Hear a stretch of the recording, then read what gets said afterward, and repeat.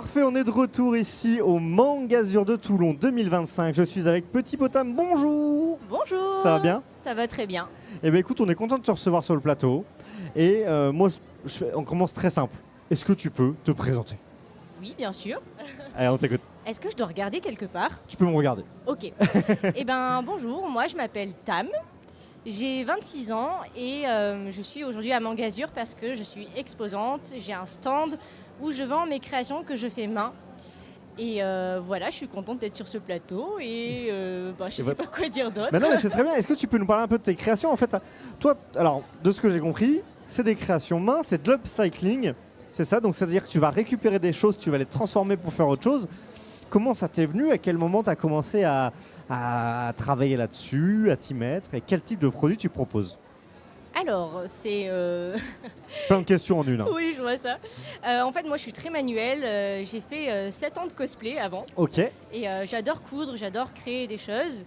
Et du coup, j'avais envie de changer de travail et de faire quelque chose qui m'épanouissait. Sauf qu'en fait, on est dans une population de surconsommation. Oui. Du coup, je trouvais ça un peu triste de produire des choses alors qu'on pouvait recycler des choses et donner une seconde vie et les porter tout en étant à la mode. Donc voilà, j'ai réfléchi vraiment au sujet et je me suis dit, pourquoi pas. Pourquoi pas. Et à quel moment tu te dis, ok, je vais faire... Alors là, tu nous as ramené par exemple une veste, c'est ça, qui est composée donc des différents éléments, un ruban. Comment tu vas choisir le type de produit que tu vas créer? Ça va être un petit peu au feeling, ton inspiration. Et ensuite, où est-ce que tu vas récupérer les matériaux? Alors là, en l'occurrence, c'est une veste que j'ai chinée dans une friperie. Ok. Donc moi, je me promène beaucoup dans les ressourceries, les friperies. Elle était comment à la base, la veste, quand tu l'as... De base, elle est toute blanche. Toute blanche. Et elle avait des petites taches derrière dans le dos. Donc voilà, j'essaie aussi de ne pas prendre juste des vêtements et les transformer. J'essaie aussi de prendre des vêtements qui ont des défauts que les gens ne vont pas acheter en fait. Voilà, vraiment dans cette optique de redonner vraiment une seconde vie. C'est le côté up, c'est pas juste du recyclage, c'est vraiment tu améliores le truc. Voilà, exactement.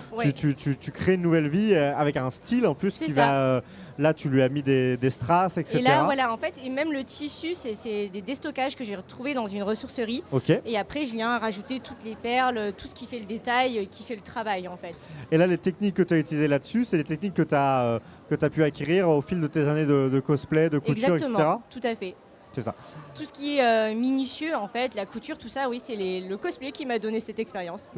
Tu as le nœud également, donc là c'est pareil, j'imagine c'est du tissu. Alors celui-ci n'est pas upcyclé. Malheureusement, dans la vie, on ne peut pas tout faire. Voilà. Donc je dirais que c'est 50-50. J'ai 50% upcycling. Ça c'est création originale quand même. Création originale, voilà. C'est quand même fait main par mes soins dans mon atelier.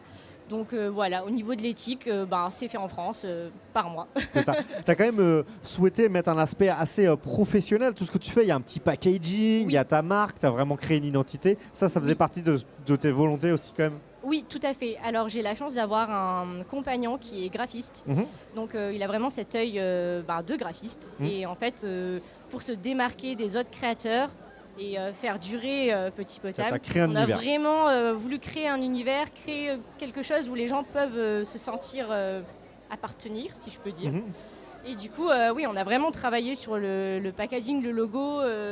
C'est beaucoup d'heures de travail. Ouais, c'est beaucoup de... Mais de base, il n'était pas comme ça le logo. Il y a eu beaucoup de flops et maintenant, on a trouvé une identité en fait. Donc du coup, avec cette marque-là, vous existez aussi sur les réseaux sociaux. On peut suivre à la fois... j'imagine tes produits. Peut-être, est-ce que tu me proposes un peu de regarder le processus de temps en temps, un petit peu les coulisses de comment tu travailles, ou pas du tout? J'ai pas compris la question. Est-ce que tu montres un petit peu comment ça se passe dans les coulisses de ton travail, de tes récupérations, etc. ou pas du tout pour l'instant? Ah si, il faut. C'est ça en fait qui fidélise la clientèle, c'est de montrer l'arrière, comment ça se passe. Mais ça c'est pour tout le monde, il faut faire ça. Et oui, sur mes réseaux sociaux, on voit le processus. Petit Potam. C'est quoi principalement pour toi? C'est Instagram, oui, Instagram, et TikTok. Et TikTok un petit peu. Voilà. Ok, ça marche, donc on te retrouve là-dessus. Et si on veut se procurer les produits, c'est uniquement dans les conventions? Tu fais également de la vente en ligne? Pour l'instant, c'est que en convention. Et on a un site internet qui est en préparation. Mais pour l'instant, c'est... Voilà. En convention, c'est quoi les prochains rendez-vous? Donc là, on est au Mangazur en avril. Tu as déjà d'autres dates de convenus? Oui. J'ai les Geek Days à Lille. Le mois prochain, oui. Oui, C'est parti. voilà. Ben, en fait, comme c'est devenu mon travail à temps plein, on se déplace vraiment partout. Voilà. Ok. Donc les Geeks et Alice, c'est noté. Et bah écoute, merci beaucoup, merci beaucoup Petit Potam d'être venu présenter ton travail, tes produits. On va suivre un peu tout ça, l'évolution. Ça fait combien de temps là que c'est vraiment lancé à 100%? Eh ben, 1 an et demi, mais Ah un ouais. an que j'ai quitté mon travail. Ah non, c'est l'anniversaire, l'anniversaire Voilà. de la fin du boulot. C'est ça. Et ben on suit ça, on se retrouve l'année prochaine pour voir où on en est. Merci beaucoup. Merci à vous. À bientôt. Au revoir.